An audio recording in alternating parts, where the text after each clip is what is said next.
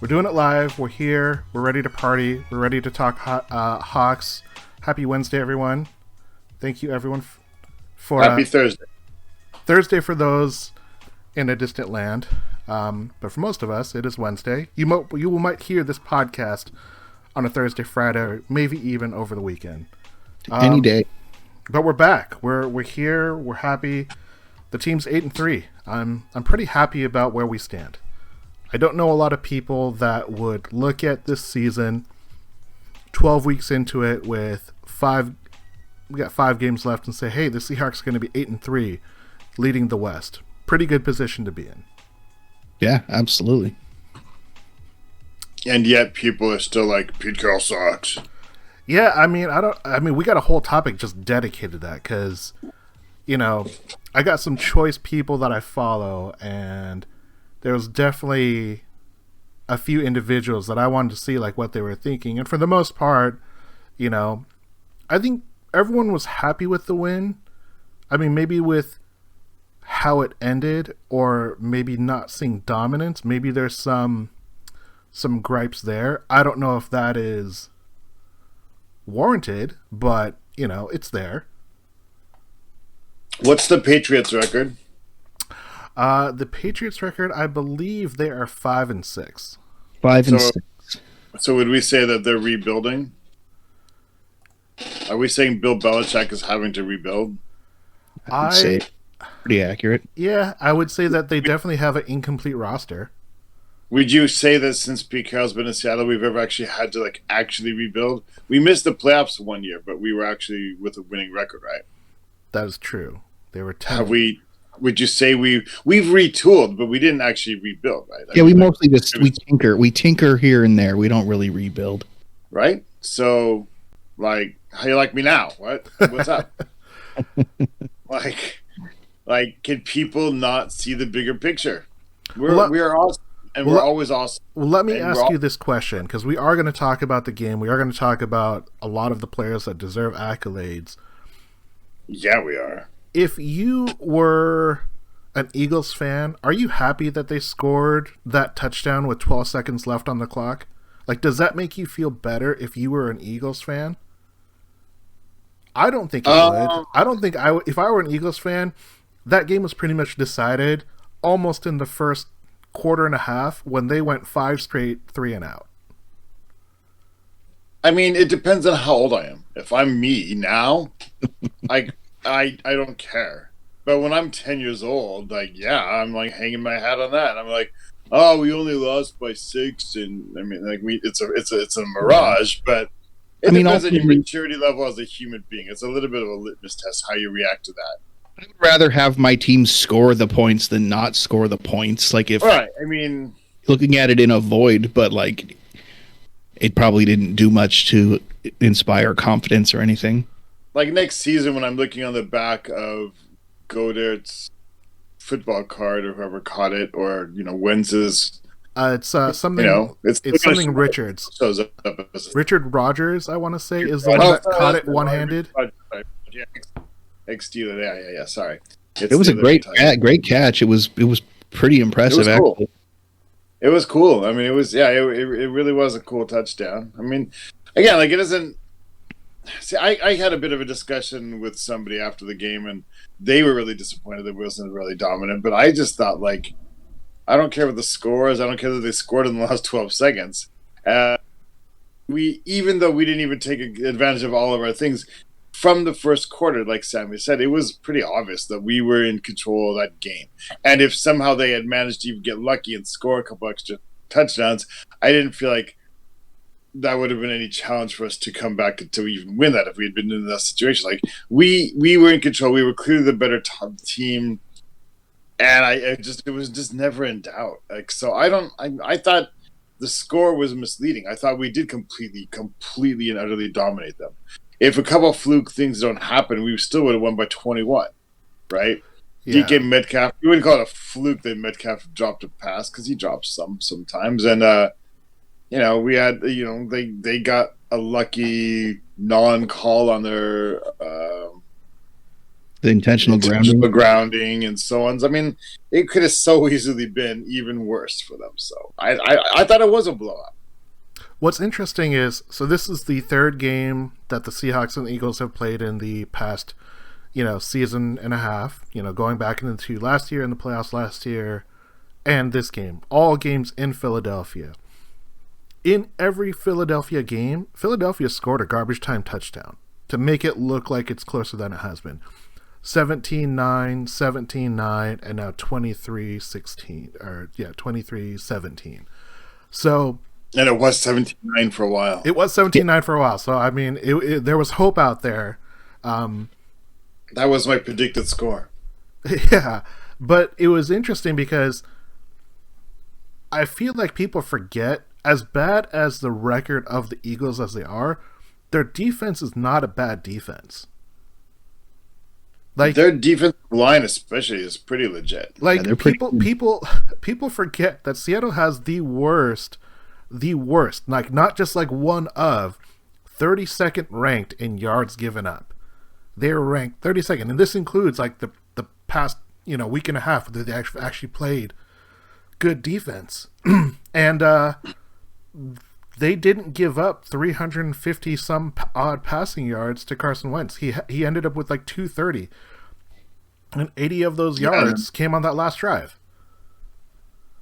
Yeah, I mean, yeah. You can get a skewed version of reality. I think you have to look at things as a whole to get the real picture. Right, and that's the thing is, like, you look at Philly's defense over the course of their season, they're like just above middle of the field. And that's not to say that they're like an amazing defense, but they're ranked top 7, I believe, in passing yards given up. So for the most part, Seattle didn't really pass the ball in the last quarter, but for the most part, the passing game wasn't just running free until, a certain individual decided to take the game over. But right. I mean, yeah. So I kind of feel like it's one of those cases that people look at the record and they assume, well, if this is your record, this is what you are. They don't look at actually how you've done during the year. They don't look at who your opponents have been. They haven't looked at like how well you fared. It's just, good record, bad record, easy. Like there should be no competition. But they're still paid professionals. They still are trying to win a game. They still practice. They still study. They're trying to win a division. Maybe that's not the goal of every NFC East team, but they're all within a reach of that. It's not college football. It's like when it's bad teams versus good teams in college football, it's always a blowout, almost. NFL's not like that. It's just not like that. And it's not every team is elite football players, even on the global scale. Even if it's a bad football team, there's very few especially this year. There's no teams with elite defenses. There's not a lot of blowing out happening anymore. There are a few, but there's not a lot of it. It's hard to do. The other teams still, like any professional football player, he was like the number one dude on his team in college, probably, or at least one of the top 5 if he was one of the SEC teams. But they're all really, really, really good, and they're all paid to get played, and they all want to have a job next year. So they're still motivated, even if they're on a bad team. So I don't know. People are not realistic in what they expect. If you look at the Seahawks' best years, going to the Super Bowls, they didn't blow out people every game. Nope. It just doesn't happen. It doesn't happen, but it's definitely something that I think fans want. They see other teams and they see high-scoring affairs, and they just assume, well, this is what it should be. Like, that's what a winner looks like. Or like when people were like, "Oh, it has to be a one-score game." Well, yeah, but they made it a one-score game with 12 seconds left. That's not really a one-score game. The Seahawks in the fourth quarter went into the Eagles don't have enough time mode, right? Which drives people crazy. But sorry, it's smart football. You play a tight defense. That's the type of defense that's maybe effective on first and second down, but also has a slightly higher chance of just getting burned. Right. And if you give up a long play, all of a sudden. Now because 14 points sounds like a lot, but it's 2 scores. It's not 14 doesn't mean anything.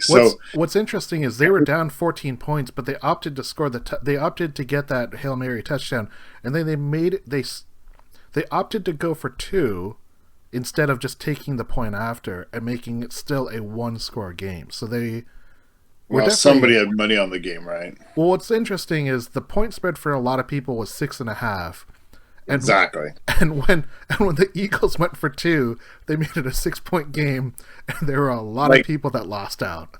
Yeah, millions of dollars were lost because the Eagles went for meaningless 2, just to mess with people. Tony chiming in on the chat saying late, but I'm here. A guy lost $500,000. So if you got $500,000 to blow on a Monday Night Football game with a 6.5-point spread, you probably, are living a life that a lot of us don't even quite understand. So, I don't feel bad for that guy. But yeah, he was pretty... I would understand why they would be upset. But the Seahawks put together another strong defensive showing. They did more than enough to win comfortably on in Monday Night Football.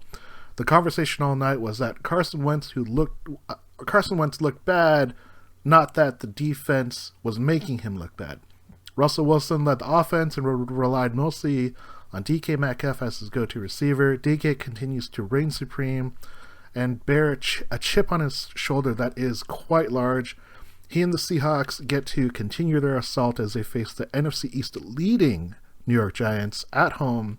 This is the Hawkscast podcast, and we're going to go to topic number 1. And Ross, I'm going to ask you first, is DK Metcalf the best wide receiver in the NFL? So hard. It's hard to answer because there's different types of wide receivers even. But I don't know if he's the best, but if I was going to take one wide receiver to start on my team, he's probably the wide receiver I would take right now. There's other contenders. I love Hopkins. I like Michael Thomas when he's healthy. Julio's starting to give some ground, getting a little older, but I don't really see Devontae Adams as dynamic enough to be in that conversation. But he's at the very worst, he's probably top 5. But I think he's the wide receiver that you'd build around because he brings not just the tangibles but the intangibles. And yeah, I firmly believe it. It's funny because I'm the one that eats crow every time on this because I was mad at the pick. I didn't want them to have DK Metcalf. I admit it. I was so wrong. I'm sorry. It's interesting because there are definitely people that are in very similar shoes as you, Ross, where they're saying look, this guy didn't play a full season in college. He's coming off a neck injury. He's just a workout warrior. It's interesting to see him playing through these many games and how good he's been. Zeb, what about you? Is DK Metcalf the best receiver in the NFL right now? I don't think he's there yet. I think he has some physical gifts that kind of help to maybe hide some of his deficiencies as a receiver. Now, maybe that's enough to make him the best, but to me, I think he has a couple of things that he still needs to work on and get better at.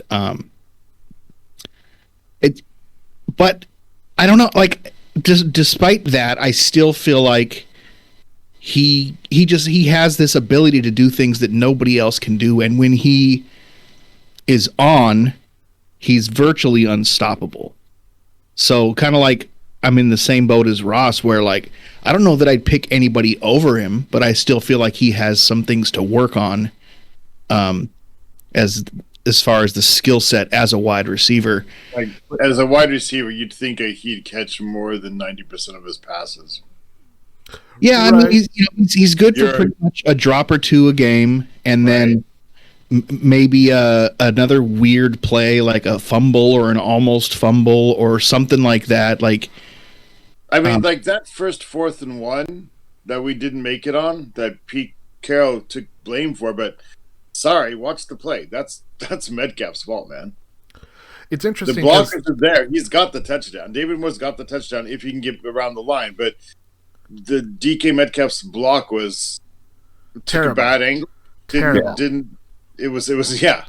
What's And, interesting is I don't know if yeah. I would actually see like the broadcast actually show that and highlight a player's fault, because we see like bad plays happen all the time. That game had a bunch of bad plays, on the Seahawks and on the Eagles. But I thought that was interesting that of all the times to like actually break down a play before the next series started, I was surprised they decided to show like how poorly DK executed that play. Now, there's a lot of questions about all the other things, like on that fourth down. We'll talk about that with Pete Carroll in the next topic. But to the question of, is DK Metcalf the best receiver in the NFL? Tony says he's in the conversation top 5. I'm trying to figure out how often we can actually crown someone in the middle of a season when they're this young in their career, if they can be the best. The fact that we can even talk about it, the fact that there's a legitimate conversation that almost any objective person could say, look at his numbers, look at his production, look at what he's doing, look at the team he's playing for, look at who he gets to play with. And it's hard for me not to say that not only is he not in the conversation, but yes, at the end of the year, he might be the best receiver in the NFL. Because you look at, he's already leading the league in receiving yards. Tyreek Hill is a close second, but the only reason why Tyreek Hill was a close second is because Tyreek Hill scored or had almost 300 yards in one game. If Tyreek Hill doesn't have that game where he puts up almost 300 yards of receiving offense, he's nowhere close to DK. And this is DK with his drops, with his lapses. He's second in the league in touchdowns with 9. The top receiver has 11 touchdowns, so it's not like he can't get there. He's obviously not a receptions machine where he's going to catch like a Doug Baldwin 90% of all his throws, 85% of all his throws like a Tyler Lockett. But if he's gonna have to bring it up, though. You can't drop a pass a game. I agree. But he caught 10 for 13, right? Yeah, he dropped a touchdown though. Can't drop that. He dropped a touchdown, but it's not like I don't feel as if that was a gimme. Did you think that was a gimme like the previous? What? It hit him in the hands right at chest level. That was a gimme. It was a tough catch, but that's the kind of catch he needs to make to be the best. If you actually want to solidify and make it out of the conversation that you're the best, you got to catch that. I 100% agree, and that's why I'm saying that he is in this conversation. And I think at the end of the year, he as a whole, we could definitely give him that title. I think it's hard in the middle of the season to say definitively that he is the best. But at the end of this season, he definitely is in that conversation. And I think the fact that he's in the conversation bodes really strongly for him and the way that he's going to end this year.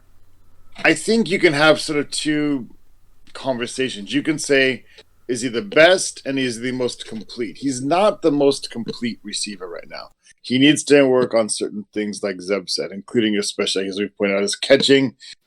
His mental focus, he's got some mental lapses. Remember the fumble through the end zone?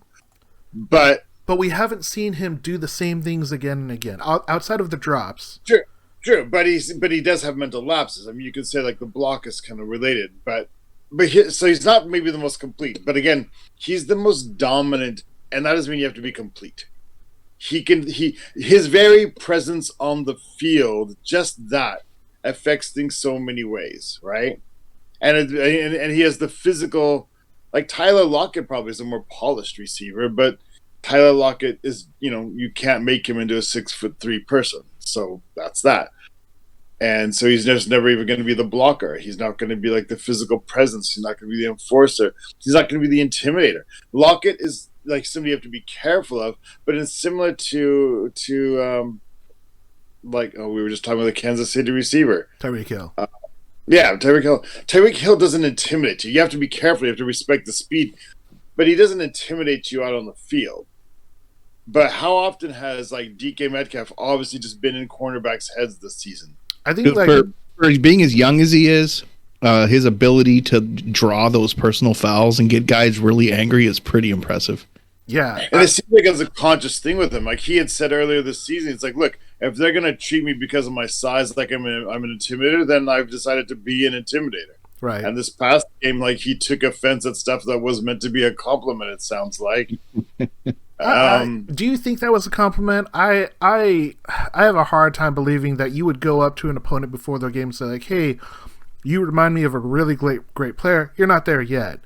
If I'm an athlete, I would take that. Well, if you said it like that, no, but I don't think that's how he says. Like, but like saying, "Hey, you're almost as good as a legend." Most people see that as a compliment. Like, I think because most people have they have like this utter regard and respect for certain players, right? Who are they are legends, and so it's kind of ridiculous to say that DK Metcalf is. I mean, I got somebody was laughing at me for questioning whether DK Metcalf is legitimately better than Steve Largent. I'm like, yeah, the numbers, and yes, he's physically better, but you have to remember Steve Largent did it all like an expansion team when there wasn't free agency with Jim Zorn throwing him with no offensive line. Right. DK Metcalf as Russell Wilson throwing him, playing across from Lockett with legit tight ends all over the place and a good running game. So. You know what? I know it doesn't make any sense, but Largent probably still was a better receiver. I know it doesn't make any sense. I think that's fair, though, because you can look at the whole career of a Steve Largent versus, a 20, almost 30 games of a DK Metcalf. It's not fair to make that comparison. And we're going to talk a lot about that because I do have some predictions that I want to get your guys' insight on. Tony says that it's potentially a backhanded compliment Jim Schwartz going up to DK Metcalf before a game. I still think it's weird. Like, it would have been one thing if the opposing defensive coordinator for the Eagles goes up to DK after the game and says, like, "Hey, great game. I coach Megatron. You're on your way. You're not there yet." I think I could see that as me like, yes, like he was trying to compliment him. But if you do that before the game, before they have the chance to actually line up and play, and you've already seen what DK has done to the Eagles, I kind of feel like that's more of a mind game attempt rather than like an honest attempt to give him credit and say like, "Hey, I really respect what you're doing. You're making it hard for me as a defensive coordinator." I just think it's a matter of somebody just having that much. Maybe they don't even realize it, but they have that much respect for Megatron, having worked with him, and that's a whole person's career ended. Versus, I just think it's a matter of perspective. I don't think he was actually trying to do anything like that. It could have been a little bit of gamesmanship, but again, I think it comes down to the way he said it. If he said "you're not there yet," then that's not a compliment. But if he said, "Hey, you remind me of this guy. You keep working. You could get to his level," that's a compliment to me. It's not meant as a slight.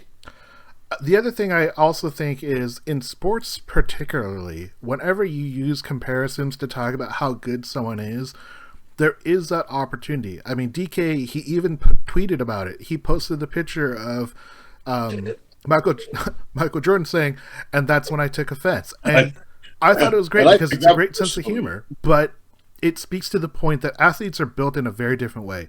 Like a lot of sports analysts on, major networks are all trying to say, "Oh, DK took it too far. He's trying to create drama." But every former athlete says like, "No, that's what you do. You need to do that to create drama. You need that to create motivation." And it doesn't work in any other field. Like if you were at your job and your boss said, "Hey, you know what? You're on your way to being just as good as this other employee," it's hard to take that because it's just a different kind of lifestyle. Like, you can't compare a regular everyday profession to an athlete when there's constant competition, there's constant comparison, and all eyes are on you. So I'm really impressed with DK. I thought it was a great game. He owns the Eagles as far as I'm concerned, and Jim Schwartz deciding to just give DK one-on-one coverage with Darius Slay was a bad decision. Yeah. But was it? Because Darius Slay's held up against some other pretty good receivers. But after that game, would you say that was a good decision? Like Jalen Ramsey versus DK, that was Jalen Ramsey. He controlled that game. You don't get to make decisions after you see the result, though. You got to just go with what you got. Because here's the other thing: is so if he doesn't do that, what's his other choice? There's still Lockett over there. There's still, man, when you're facing the Seahawks offense, even though we're not just airing it out anymore, you got to kind of pick your poison. And that was like a calculated gamble. Like, okay, let's put our best dude on their second-year guy who's we know is good, but I mean, maybe the matchup would have been better to put Slay on Lockett. But then, like, does DK just go off for even more, or would you go to zone the whole time and then just get picked apart for? I don't know, man. I don't know if they had the horses to have any coverage that was going to really work out. Yeah, you could have like limited Metcalf's things, but the thing is, your game plan isn't to stop Metcalf; it's to stop points, right? So, right. Yeah, I don't think they had a lot of good choices. I think they went with their kind of their best option, and you got to also have to think about your own people. You can't say, "Hey Darius, I don't trust you on the dude." And Slay knew he had a bad game. He actually took credit. He said it. He said after the game in the press conference for sure. So I'm going to wrap it up on DK real quick, but I want to know, in that game, what was your favorite play that DK was a part of? Can you think of one? Can you have one? I've got a few, and I do have my number one. He made his best contested catch, I think, in that game. The one where he basically ran almost it was basically a go route along the sidelines, and Slay's running with him side by side, and he just grabs the ball with one arm. Yeah, I didn't think that he was going to come down with that, because he typically hasn't been able to. Are you talking about the one where his hands aren't up? Actually, he kind of drops it in the basket, and there's one where his body's masking the ball. So from the coverage I saw, the TV coverage I saw, and so I kind of assumed it was going to be a dropped ball. There was no angle. There was no space for the ball to be caught. But yeah, the ball basically goes between the helmet and the shoulder of Slay into DK's chest, and he just holds on to it. And it just that one was damn impressive. But I'm not sure if it was more impressive on DK's side or on Russell Wilson's. But that was there was no way for that to be caught. Right? There's no margin. There's no angle. But yeah, and it's in his hands and he's in bounds. Okay, cool. I'll take it. Was that your favorite play, Ross? Oh, by far, yeah. My favorite play, credit, that was a great play by DK and probably is a better play overall. But the one that I thought was great, it was the slant where DK basically, I think it's a safety coming up top, and the safety tries to pop him, and the safety ends up basically getting blown up himself, running into DK. Slay ends up getting kind of overrun, and the DK is about to run free, but then the linebacker comes up and kind of pushes him forward. That play, and we've seen it multiple times this season, where corners and safeties try to pop DK, and he basically shrugs it off. It's like a wiffle ball, just falling off of his chest. And I think that's what I found to be most impressive, because he's done it so many times, and I just don't know what secondaries can do in those situations. I love those, and you're right. That was actually great, because in some of them, at least he's also somewhat jarred, but in that one, it just felt like the defender comes up, hits him, and DK doesn't even notice him, right? Right. It's just shrugs it off. All right. Well, let's move ahead. We want to go to topic number 2. And Zeb, I want to know, this was a lower scoring affair than what the Seahawks are accustomed to. They're averaging about 31. They only scored 23. Left some points on the board. Questionable decisions, maybe on execution, on game plan, on going for it, using timeouts. Will fans ever get accustomed to Pete's style of coaching 10 years into this Seahawks relationship? Some won't. Some won't, because there's a certain type of moderately intelligent football fan out there that expects perfection, and Pete is never going to give you perfection. He relies on emotion, and big moments. Those are the ways the Seahawks win games under Pete Carroll, is big emotional moments, and I think because of that, he's willing to kind of hold back here and there, and there's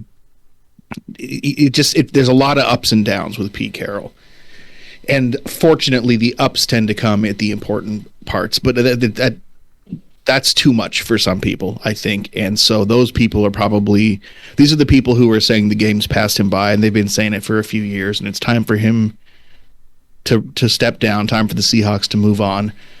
Those people no matter how long Pete stays here, we'll never get accustomed to his style. Tony chiming in real quick, saying, for me, it's the clock management. Russ, will fans, and are you accustomed to Pete's coaching style? We've said it before. I mean, Pete Carroll has a coaching philosophy, like a complete holistic approach to the game. So if you look at each individual decision, there's going to be some things that don't make sense. Not to say he's perfect. He has flaws. But sometimes there's things that look like errors or they look like weaknesses, but he's doing it for a different reason. He's sending messages somewhere. He's keeping things complete. He's showing faith in people. He's sending messages sometimes. And so if you don't get that, you're gonna, for example, if you look at special teams and defense and offense as completely separate from each other, you're not gonna get why he does certain things. He doesn't separate them. They're part of the whole. He makes personnel decisions and groupings even by, again, how he sees the overall game. That said, he clearly is better at the leadership and the culture building than some in-game decisions. So there's room for improvement. I wonder if maybe it's time to bring on an assistant, timekeeper or whatever. Some of the decisions I don't mind. Like if you're going to call a timeout to get the right play in, like you would think fourth down is one of those downs you're going to do that on. Because that's, first down you don't get it, okay, fine. You go to second down, fourth down you don't get it, that's a turnover. So I don't mind even the timeouts to get the thing in, and it's just a matter of execution. Like I said, if DK Metcalf makes that block, then that fourth down play early in the game is a great call. It's a walk-in touchdown.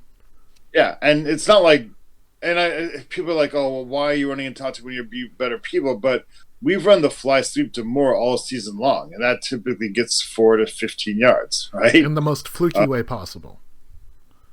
I mean, it's just that's been a standard this year. It's a little weird at first. I thought so too. Like in week 1, that they choose to run that to Moore, but he's faster than we think he is. So, and he doesn't have the eyes on him. That if you put Metcalf in motion like that, that's what people are looking for. The linebackers and the defensive line will all shift with him. Yeah.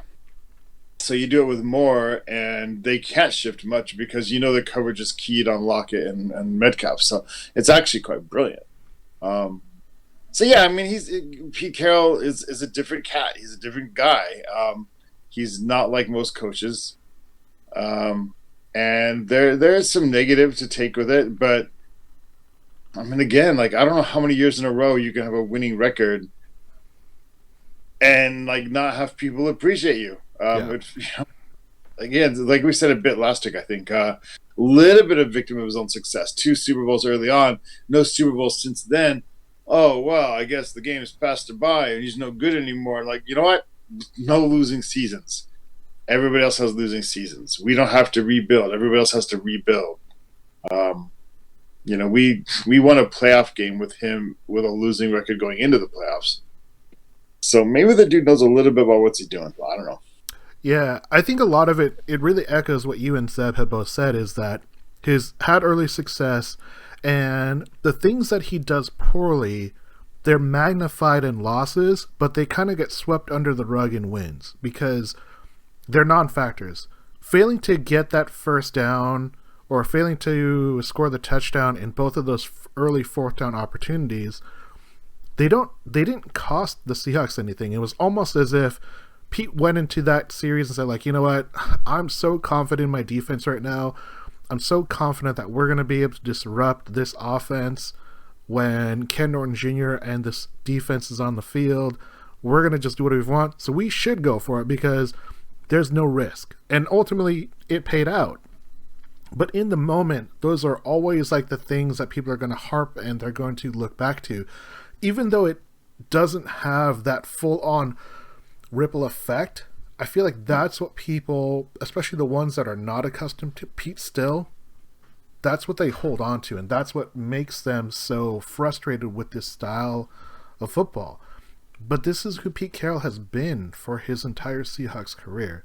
So if you're not used to it now, not really sure what's going to change. I mean, unless he's popping off Super Bowl appearances and wins, it's going to be tough to really see, for me personally, why the Seahawks would ever want to move on from Pete Carroll. He just signed a 2-year extension, so he's definitely not going anywhere.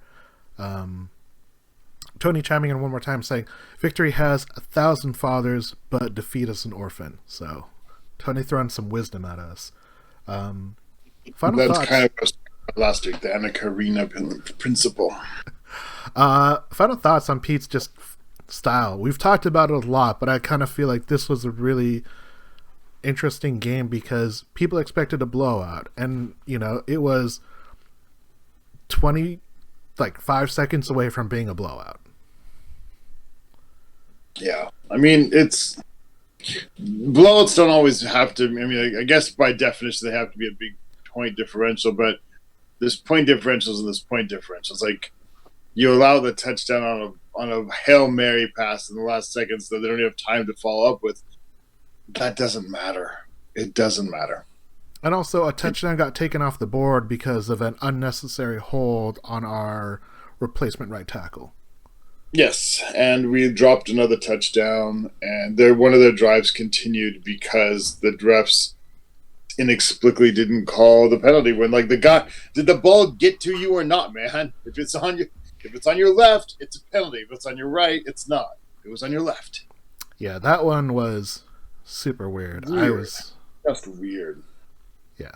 And it's not like a ticky-tack. It's not like you're looking for a ticky-tack penalty to get them off the field. I mean, that was intentional grounding because we had the sack. We had the positive play that should get us off the field. That down. It should count.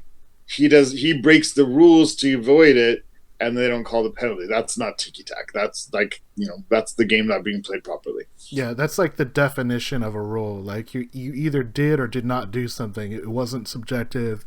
There's no gray area. There's no, just let him play. The ref standing on the line of scrimmage, and the ball doesn't get to him, and he's just okay. Yeah. Moving forward, let's talk about topic number 3. So topic number 3 is the Hawks Cast Corner, and Ross, I want to know, is winning the West the best opportunity knowing the number 5 seed would face the NFC East? I mean, it's tempting to go let's go. You want to fall to that 5 seed, but even in the no fans thing, I think there's something to be said for playing at home.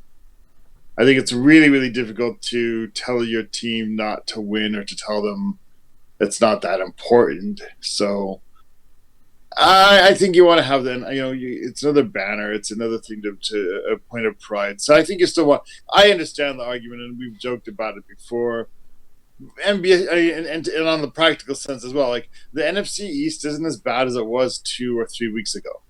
Washington looks, under Alex Smith and a defense that's pulling itself together, they look pretty good right now. And the Giants were getting better now that their third string running back Gallman is playing. He's actually better.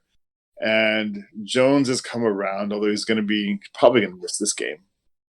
But I think the Giants and Washington have become at least kind of middle of the road teams, even though the records are still not, great. 4-7, but they're, as the saying goes, they're better than the record says. And people always say you are what your record says, but you're not. I mean, the Seahawks today are not what they were in week 1.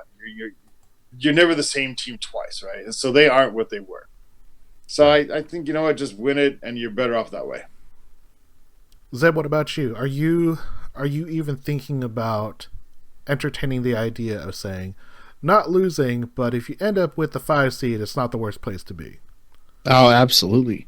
Yeah, I mean, I'm not rooting for them to lose by any means. I would never do that, but I think the fact that in these playoffs is going to be a pretty good chance that we're going to have to face one or more of our division opponents. I wouldn't mind getting to start against a team that's not as good as them. So I think, and again, there's only that one team that gets the bye, and if depending on how COVID works out, they may be eliminating the bye altogether. So And again, no fans.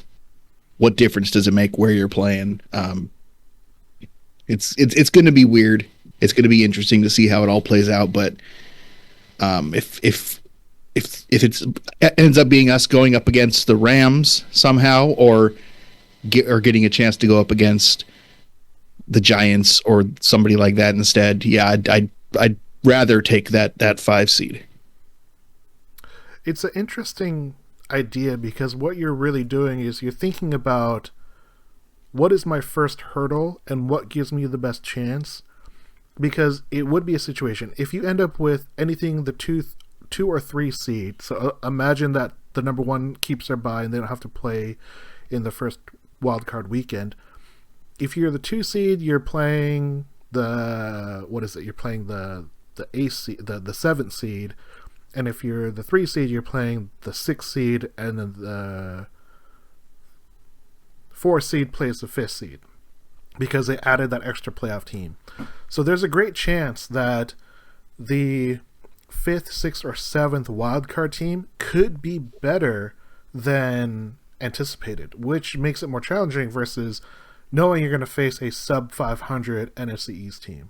So I think it's more of a consolation than it's something to aspire to. I think winning the West is the best opportunity because having home field advantage in this time, it's more about being rested, being familiar with your territory and your stadium and the way that the win works, which is always a benefit.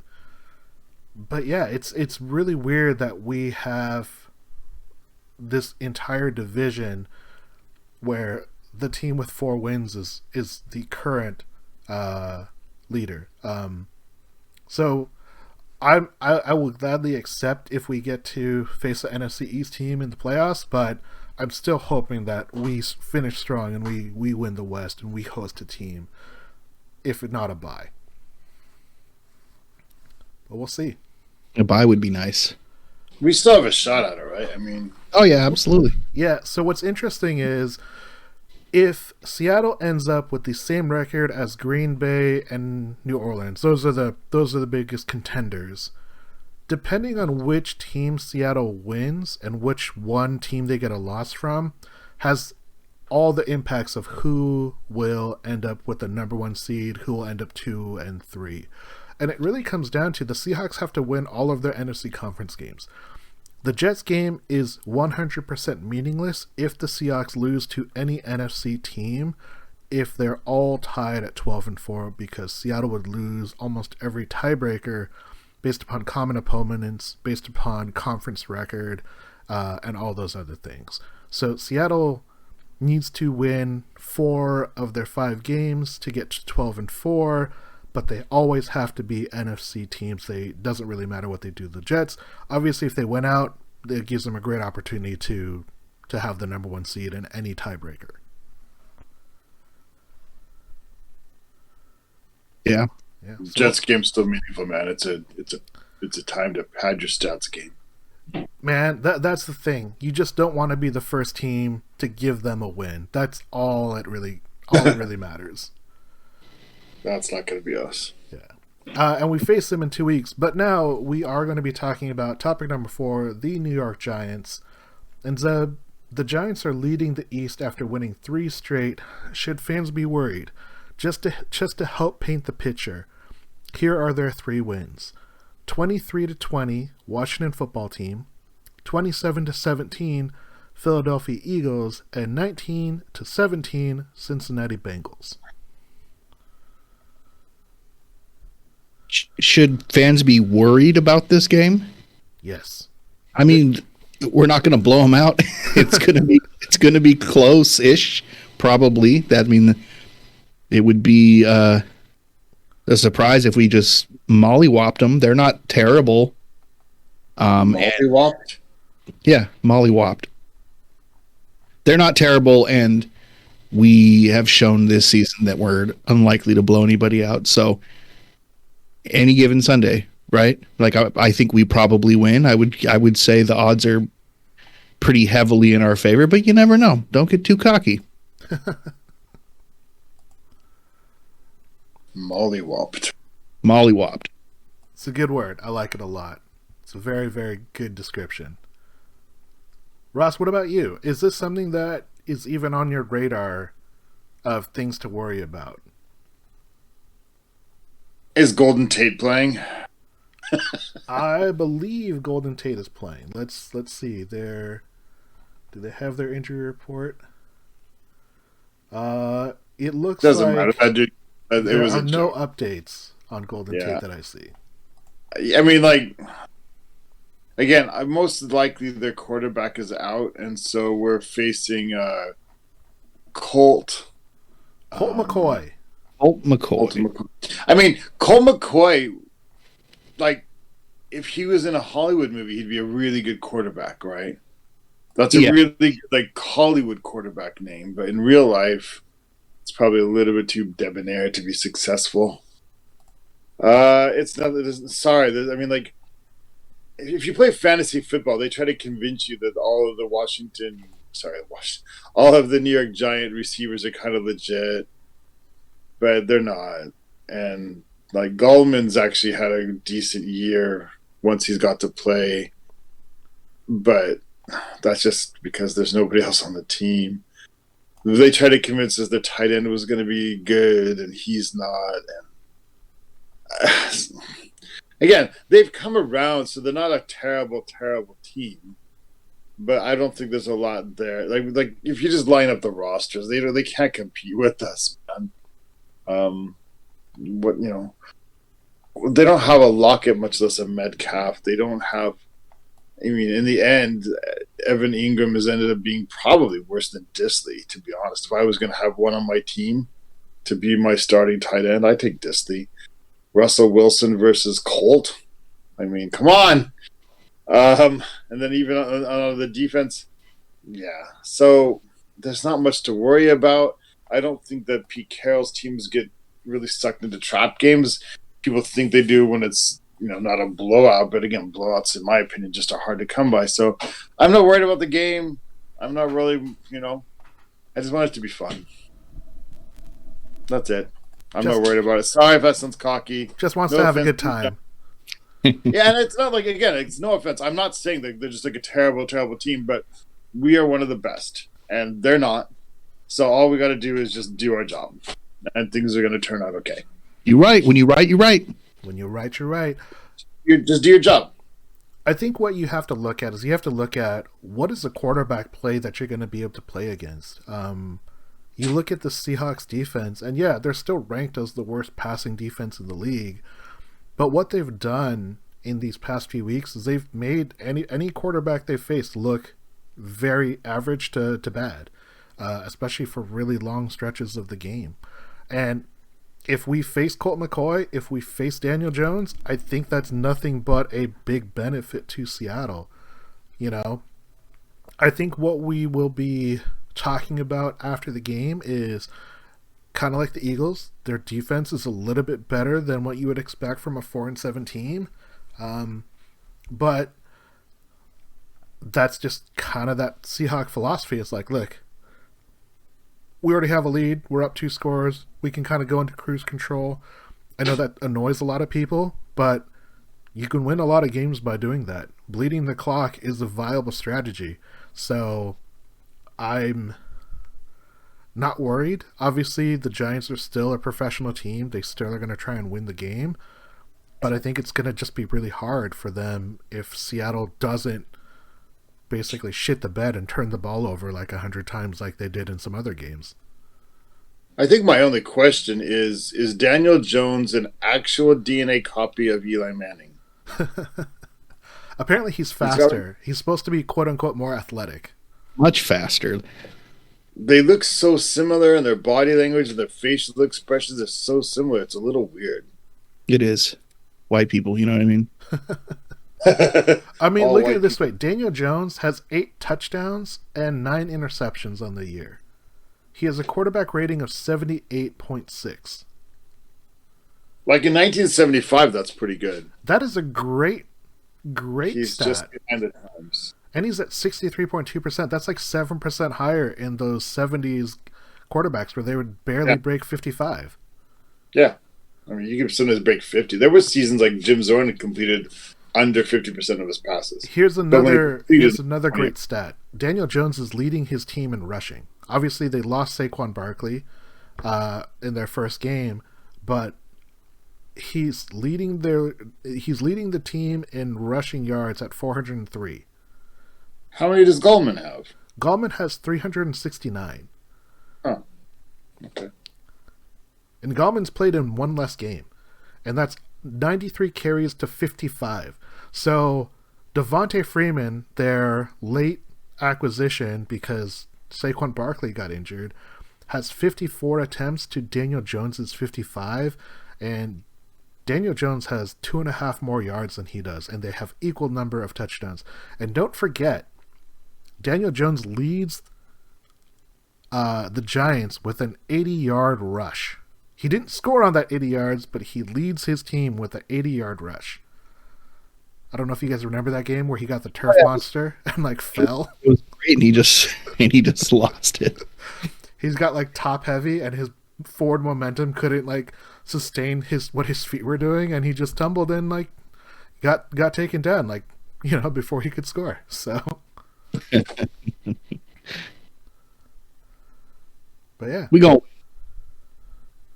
Are you ready for some predictions? Let's get into some predictions then. Good predictions, and let's get out of here. All right, so I got some good predictions for you guys. Obviously, we always start with the final score. Giants are coming to Seattle. So, Zeb, I want to know, what is the final score, Giants versus the Seahawks? 31-16. Oh, you changed it up. Usually you go, 37-25? Something like that. Ross, what's the final score, Giants at the Seahawks? 17-9. 17-9. That would be such a frustrating score. I was giving the Giants some credit, but I think that we're going to see a more healthy, a more invigorated Chris Carson. Credit to Chris Carson for having a great touchdown run in that game. I think we're going to see a little bit higher of a score. I'm going to say we get to 28 points, and the Giants are going to have 15. And Zeb, who is going to be the Giant starter? Are we going to see Colt McCoy, or are we going to see Daniel Jones? Daniel Jones did not practice today. Yeah, I think we're going to see Mr. McCoy. Ross, what about you? Who do you predict will be starting? It's gonna be McCoy. It's going to be McCoy. Well, to just be a contrarian, The modern NFL, people really care about conditions and stuff. Well, I'm going to be a contrarian and just say it's Daniel Jones, just so that way, if I'm right, I have a win against you guys. Yeah, right. Strategy. Strategery. All right. So it was actually a really close game between Carson and Hyde in regards to touches. But which Seahawks running back is going to get more touches in this game? Chris Carson or Carlos Hyde? Chris Carson. Chris Carson.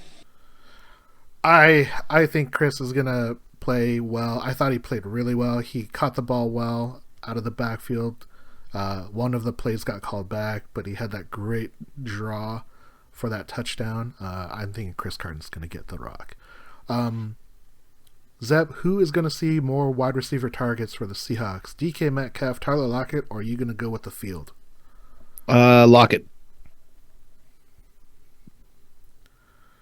Ross, I'm going to go with the field. You're going to go with the field. That's interesting. I'm going to go with DK. I think DK is going to be a monster. I think that they have really found a way to feature him since that Rams game, and it's going to be to the Seahawks' benefit.